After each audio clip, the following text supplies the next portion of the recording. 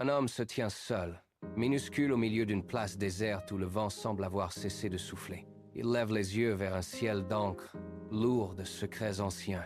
D'une voix brisée par le doute et l'angoisse, il lance une question au vide. Ces deux sources existent-elles encore aujourd'hui?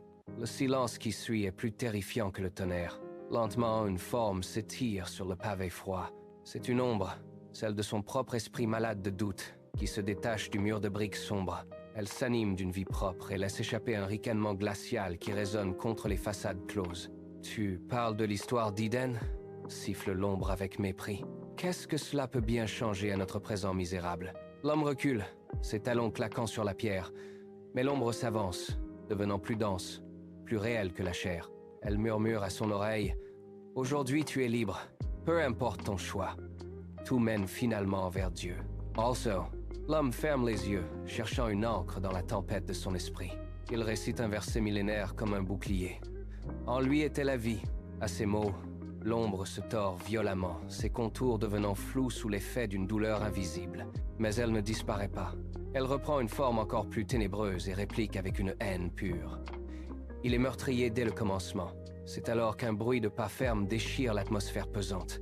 Un vieil homme de la tribu de Juda s'avance sur la place, dégageant une autorité tranquille. Il ignore totalement l'ombre grimaçante pour fixer le jeune homme droit dans les yeux.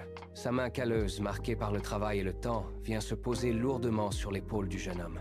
Sa voix tombe comme un couperet de vérité dans le tumulte. Les deux sources sont immuables. L'une est Dieu, l'autre est Satan. Il n'y a pas de troisième voie. Il n'y a pas d'espace pour le compromis. Also, le jeune homme baisse les yeux vers ses propres mains, tremblantes. Il avait toujours cru en une zone grise, un entre-deux confortable où les choix n'auraient pas de conséquences éternelles. Mais la réalité le frappe maintenant avec la force d'un séisme. Sous ses pieds, le sol de la place semble se fissurer, révélant l'abîme entre les deux pôles. Il réalise que chaque pas de sa vie, chaque souffle, était en réalité un choix. Pris d'un vertige sacré, il s'agenouille et saisit une pierre brute au sol. Il la serre avec une telle force que ses jointures blanchissent, symbolisant son attachement final à la réalité tangible du bien. Puis, dans un geste de libération, il lâche la pierre et se relève. Il tourne délibérément le dos à l'ombre qui s'efface dans l'obscurité. Sans un regard en arrière, il marche vers la lumière qui commence à percer au bout de la rue. Chaque pas est une rupture définitive avec le mensonge. Le silence retombe et le choix est fait.